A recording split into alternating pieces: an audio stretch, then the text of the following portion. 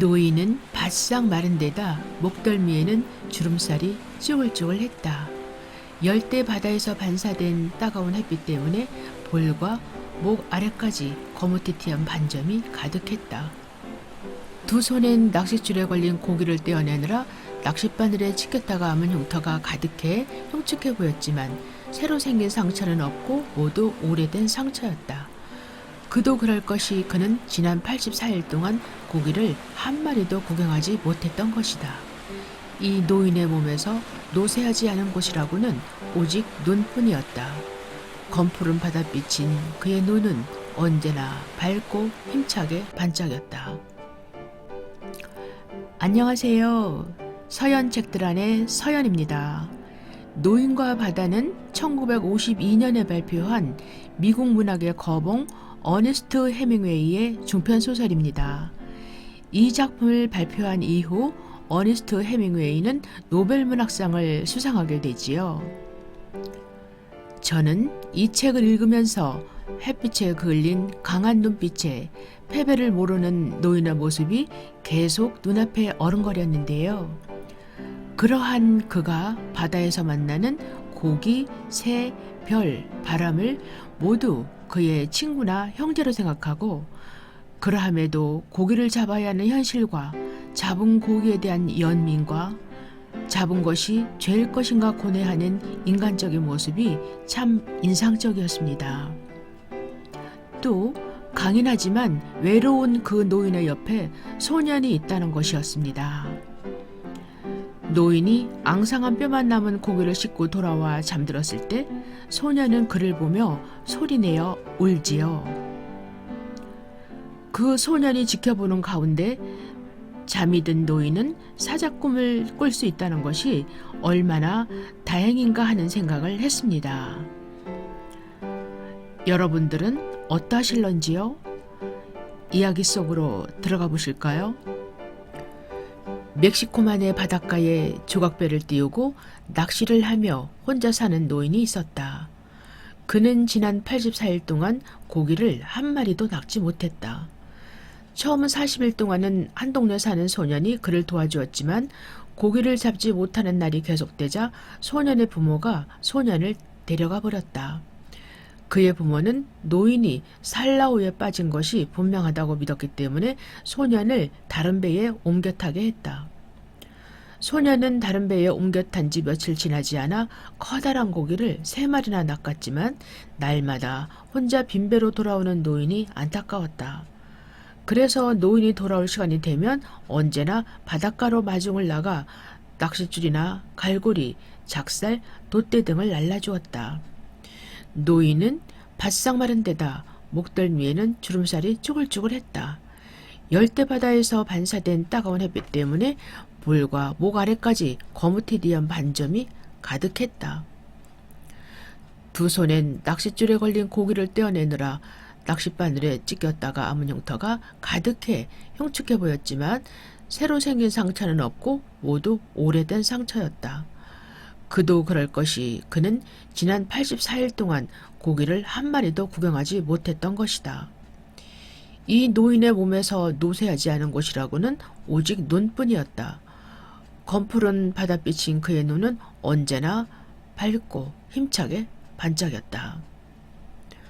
산티아고 할아버지, 소녀는 조각배가 끌어올려진 모래뚝으로 올라가면서 말했다. 이젠 할아버지와 함께 배를 탈 수 있어요. 돈을 좀 벌었거든요. 소녀는 자신에게 처음으로 고기잡이를 가르쳐준 노인을 무척 좋아했다. 안 돼. 너는 지금 운이 있는 배를 타고 있으니까 그냥 거기 있는 게 좋아. 노인이 소녀를 바라보며 말했다. 하지만 생각 좀 해보세요.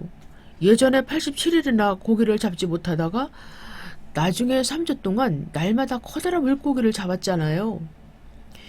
영리한 소년이 눈을 깜빡이며 말했다. 생각나고 말고. 노인이 고개를 끄덕였다.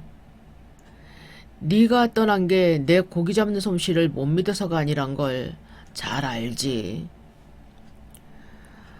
아버지가 그러라고 하신걸요. 저는 아직 어리니까 아버지 말씀을 따라야 하잖아요. 그래야지. 너희 아버지는 당연히 할 말을 하신 거야. 저희 아버지는 앞일을 믿지 않으세요. 하지만 우리는 믿지. 믿고 말고. 안 그러냐? 그럼요. 소녀는 이렇게 대답하고 말을 이었다. 제가 테라스에서 맥주 한 잔 사드릴게요. 그러고 나서 낚시 도구들을 집으로 날라드릴게요. 그거 좋지. 아, 어부끼리 체면 차릴 게 뭐 있나? 노인과 소녀는 테라스에 자리를 잡고 앉았다. 그곳에 이미 와 있던 어부들이 노인을 보고 놀려댔지만 노인은 조금도 언짢아하지 않았다. 나이 많은 어부들은 노인을 딱한 눈으로 바라보았지만 애써 표정을 감추고 조류가 어떻다는 둥, 낚싯줄을 들이온 바닷물의 깊이가 얼마쯤 될 거라는 둥, 날씨가 곧 좋아질 것 같다는 둥 이런저런 이야기를 나누었다. 그날 고기잡이에서 꽤 재미를 본 어부들은 잡아온 청새치의 배를 따 2개의 널빤지에 쭉 깔아놓았다. 어부 2명이 널빤지 양쪽 끝을 마주잡고 비틀거리며 어류 저장고로 가져갔다. 그곳에서 아바나 시장으로 고기를 싣고 갈 냉장 트럭을 기다렸다. 상어를 잡은 어부들은 항만 맞은편에 있는 상어 공장으로 상어를 옮겼다. 공장에서는 도르래와 밧줄로 상어를 매달아 갈을 꺼내고 지느러미를 떼어낸 다음 가죽을 벗기고 살은 소금에 절일 수 있도록 토막을 냈다. 동풍이 불어올 때면 상어 비린내가 공장에서부터 항구를 지나 이곳 테라스까지 풍겨왔다. 그러나 오늘은 바람이 북쪽으로 불어 비린내가 나는 듯 마는 듯 했다. 날씨는 상쾌했으며 테라스에는 환한 햇빛이 가득했다. 산티아고 할아버지, 그래. 노인은 술잔을 기울이며 옛날 생각을 하고 있었다. 제가 내일 미끼로 쓸 정어리를 갖다 드릴게요. 괜찮다. 가서 야구나 하렴. 이래봬도 아직은 혼자서 준비도 하고 노를 저을 수 있단다. 로겔리오가 그물을 쳐준다고 했어. 아니에요. 고기잡이에 따라가지도 못하는데 다른 일이라도 도와드리고 싶어요. 지금 맥주를 사주고 있잖니. 그걸도 됐어. 노인은 소년을 지그시 바라보며 말했다. 너도 이제 어른이 다 되었구나. 할아버지, 제가 할아버지를 따라 처음 바다에 나갔을 때가 몇 살이었어요? 5살이었지. 그날은 진짜 크고 싱싱한 놈을 낚아올렸어. 그런데 그놈의 고기가 어찌나 팔팔대든지 하마터면 네가 바다에 빠져 죽을 뻔했지. 생각나니? 그럼요. 그놈의 꽁지를 마구 쳐대고 어찌나 팔딱거리며 난리를 치던지 노젓는 가로대가 부러져 버렸잖아요. 할아버지가 몽둥이로 그놈을 마구 두들겨 패던 소리가 아직도 생생해요. 그때 할아버지가 저를 번쩍 들어서 낚싯줄 꾸러미가 있는 뱃머리로 던졌죠. 그 바람에 배가 흔들려서 무서워 죽는 줄 알았어요. 또 제 몸에서 그놈의 피비린내가 나던 것도 잊을 수 없어요. 정말 그때 일이 다 생각나니? 내가 이야기해줘서 기억나는 게 아니고. 전 할아버지랑 같이 배를 타면서부터 지금까지 있었던 일이 전부 다 생각나요. 노인은 햇빛에 그을려 강인해진 눈으로 소년을 따스하게 바라보았다. 네가 만일 진짜 내 아들이라면 너와 함께 어떤 모험이라도 해볼 텐데 하지만 넌 네 아버지와 어머니의 아들이지.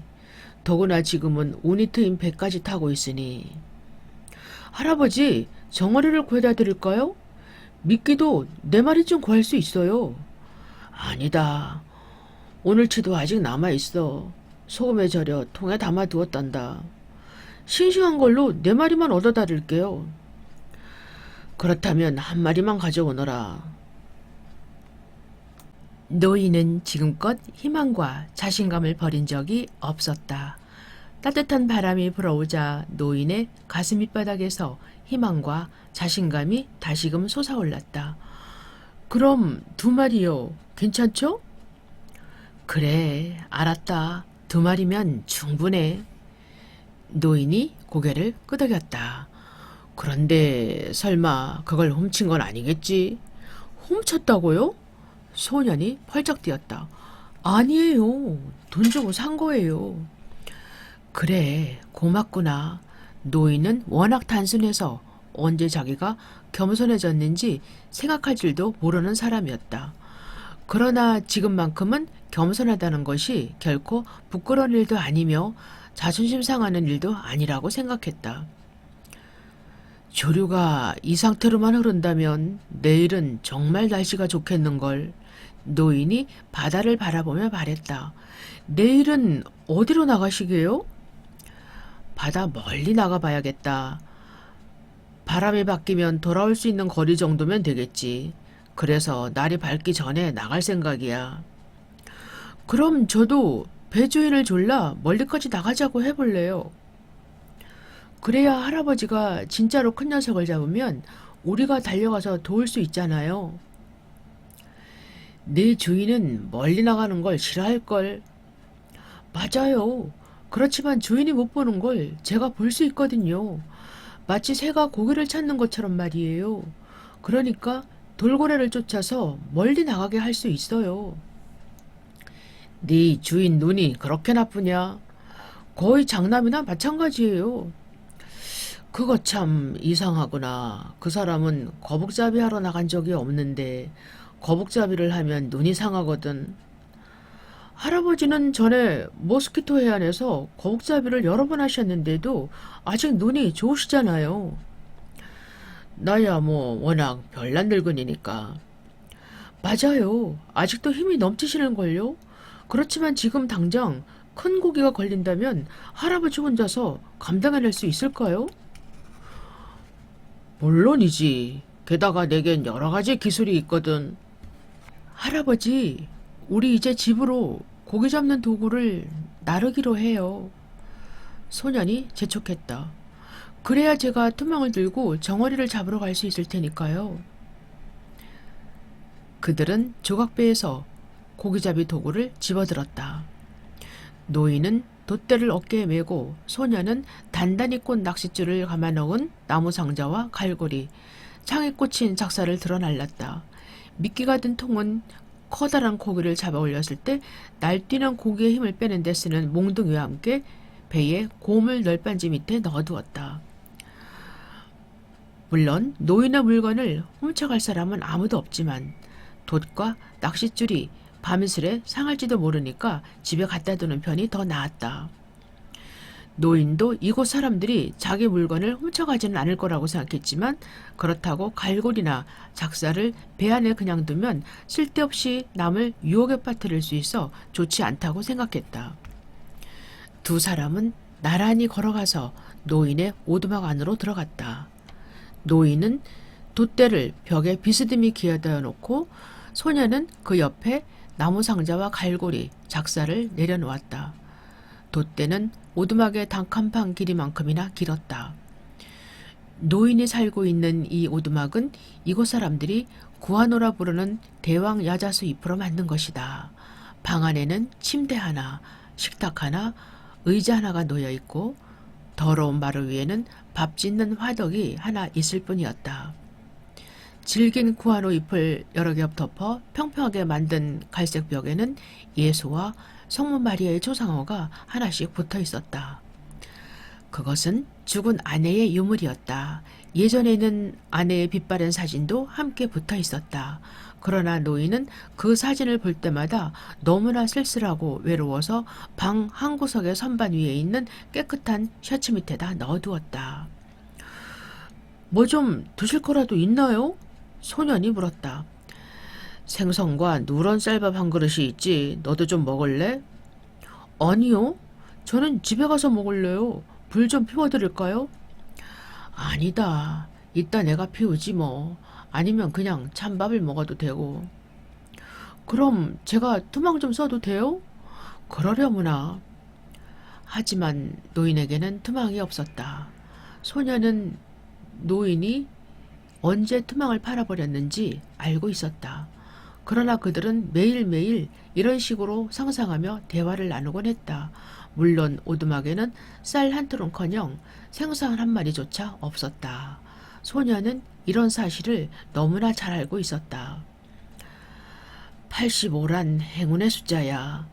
노인이 소년을 보며 말했다. 내가 내장을 빼고도 450kg이 넘는 놈을 잡아오는 걸 보고 싶지? 저는 투망으로 커다란 정어리나 잡아올게요. 그동안 문가 쪽에 앉아 햇볕이나 쬐고 계세요. 그럴까? 어제 신문이 있는데 야구 기사나 읽고 있어야겠구나. 소녀는 어제 신문이 있다는 노인의 말이 사실인지 아닌지 헷갈렸다. 그러나 노인은 정말로 침대 밑에서 신문을 꺼내오는 것이었다. 가게에서 베리코가 주더구나. 노인이 소년의 얼굴을 살피며 설명했다. 정어리를 잡으면 얼음에 재워둘 테니 내일 아침에 둘이 나눠 가져요. 대신 제가 돌아오면 꼭 야구 이야기를 해주셔야 해요.